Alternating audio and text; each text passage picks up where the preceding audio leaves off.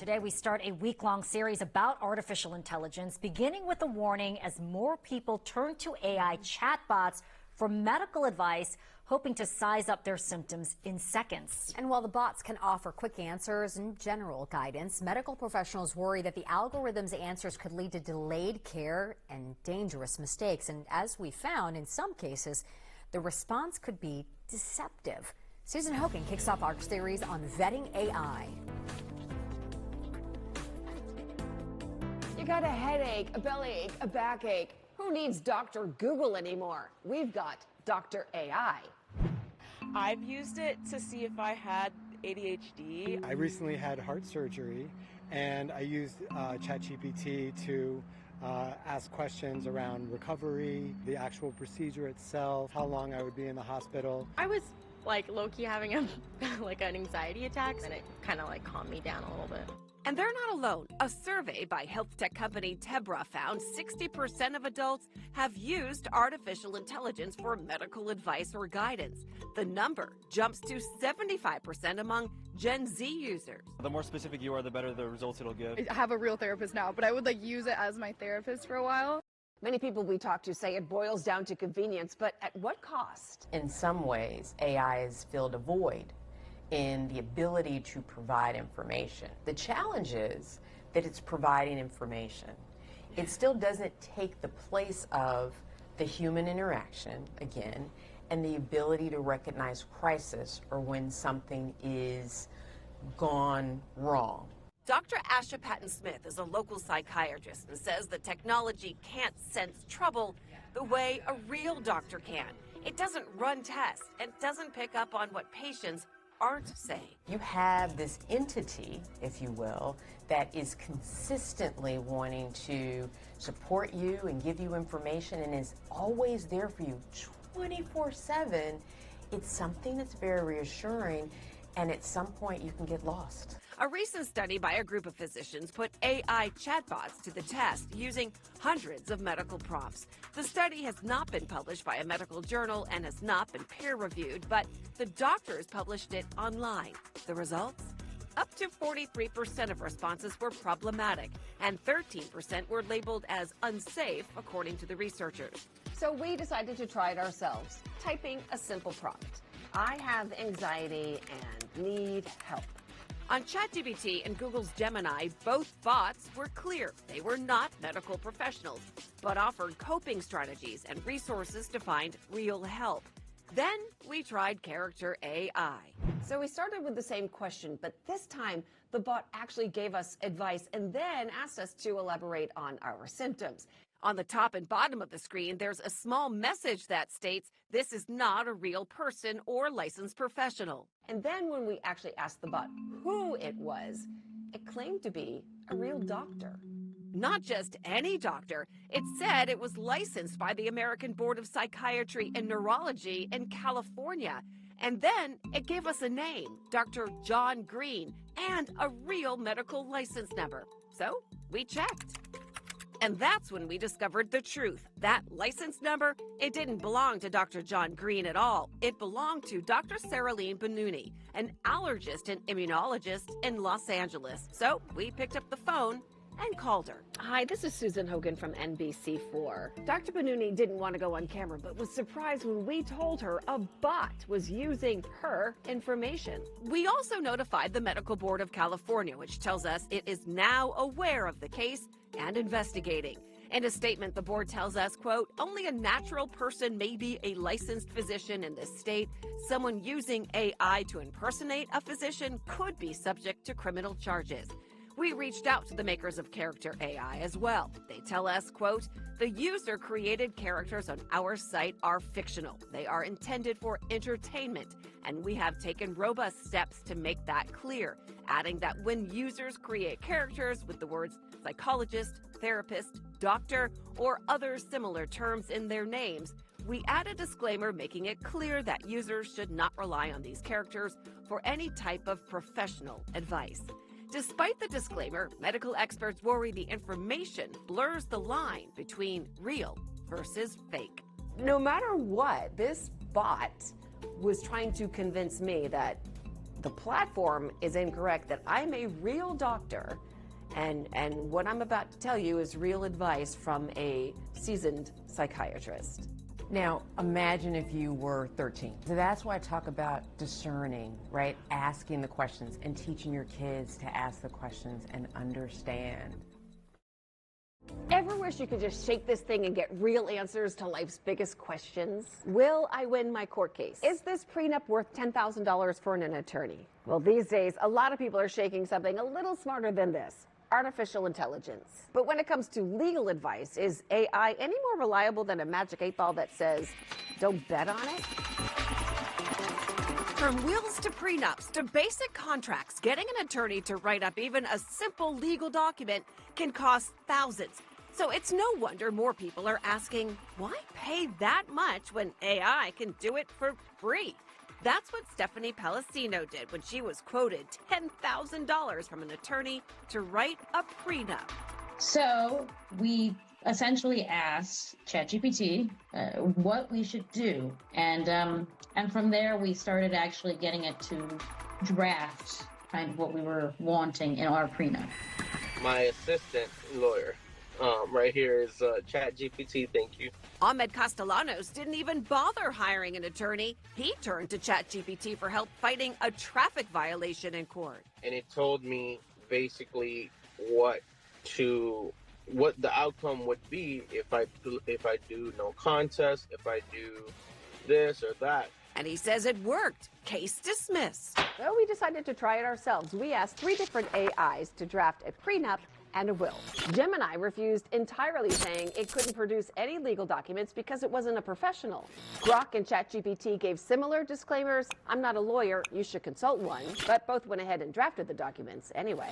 So how do they stack up against a real attorney? You had a chance to look at them. What did you think? With the wills, I would say if you were to come to my office, we probably would zhuzh it up a little bit. For simple wills, Leslie Peters says the AI versions weren't bad, just missing a few professional touches like making sure your listed beneficiaries line up with your financial accounts, addressing state-specific legal requirements, and adding those what-if clauses an algorithm wouldn't know to ask about.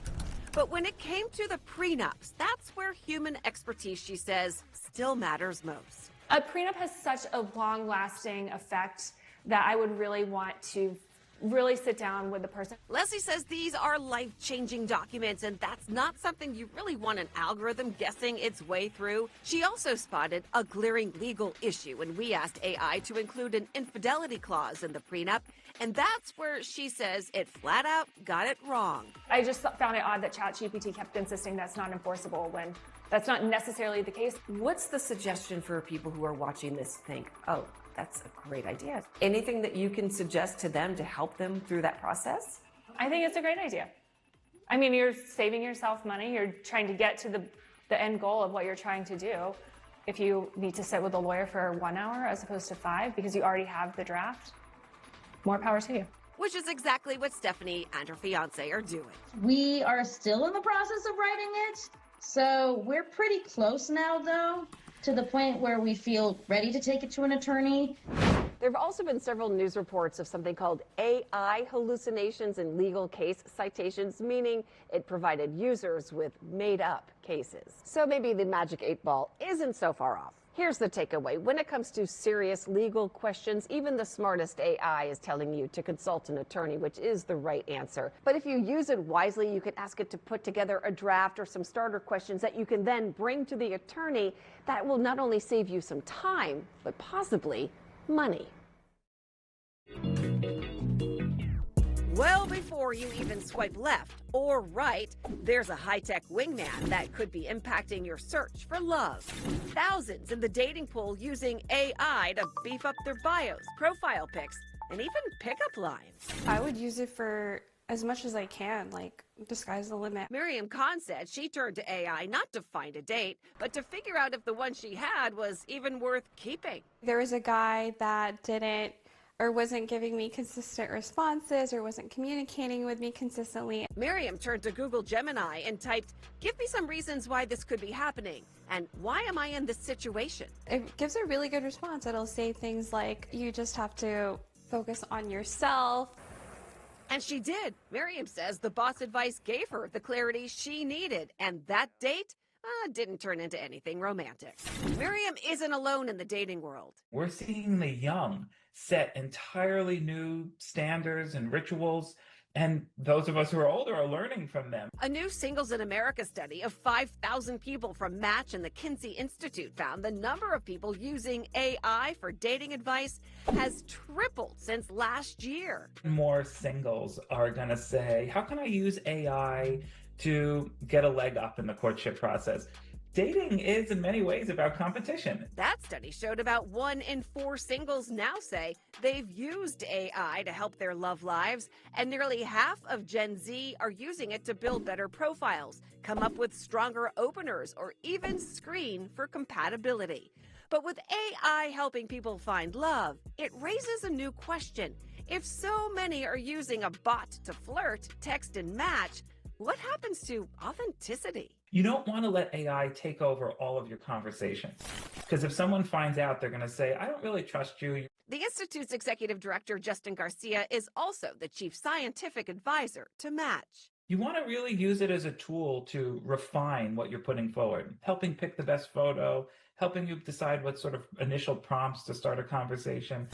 After that, we have to let the human mind. The most attractive part of a human is this ability that we have to connect with another. That's where we let the human mind take over. Knowing yourself and what you're looking for is key before using any dating tools, including AI, says George Washington University psychiatrist Dr. Lorenzo Norris. Are we using technology to ease our path into real, authentic, real-time social connection, or are we using it to replace it? He warns that if we let AI do too much of that heavy lifting for us, we risk forgetting how to connect on our own. The more you use AI without developing the critical skills first, the more reliant you're going to be on it. Something Miriam keeps in mind when looking for help. I do have a variety of friends, and that's why I feel like I also love to have AI as like in my back pocket as an opinion. We all remember our first credit card and how amazing it was to buy anything we wanted with just a little swipe. Cortland Dickey was a freshman in college when he got his first credit card, but after racking up debt, he had to go to a bank to ask them what to do next. There's a lot of acronyms in the financial world that I guess they already expect you to know. Like when I talk to my banker's talking to me about FICO. I'm like, wait, I thought we were talking about payment. Now we're talking about FICO. He wasn't sure what those terms meant, so he asked his favorite app, ChatGPT, to explain. I said, what is FICO? Why is it important? And why do I need to care? AI didn't just break it down for him. It actually became his go-to financial assistant. From budgeting. What should my budget be for this week if I want to maintain this payment for tuition? To saving. The 50 and 30 and 20% rule. To even planning his work schedule. How many hours do I have to work this week to reach my goal? I need to work 10 hours weekly to meet my goal before taxes. And after taxes, I need to work 12 hours each week. This is a perfect example on how AI is making it accessible for college students and early grads to make informed financial decisions. We sat down with Rianka Dorsonville, a certified financial planner and owner of YGC Wealth, to get her take on whether it's a good idea to get your financial advice from a bot.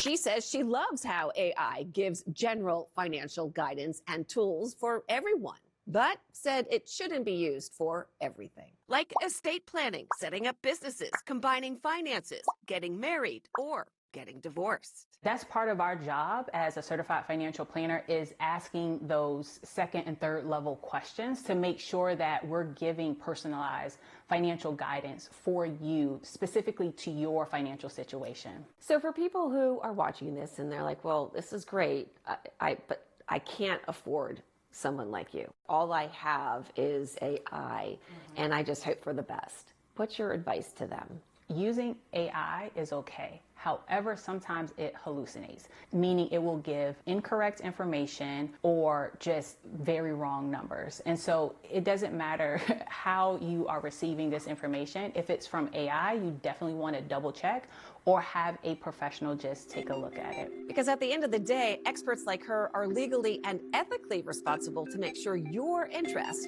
are first. What do they have to lose if you take their guidance and advice? Me, I can lose my CFP if I'm giving you wrong, non-fiduciary advice.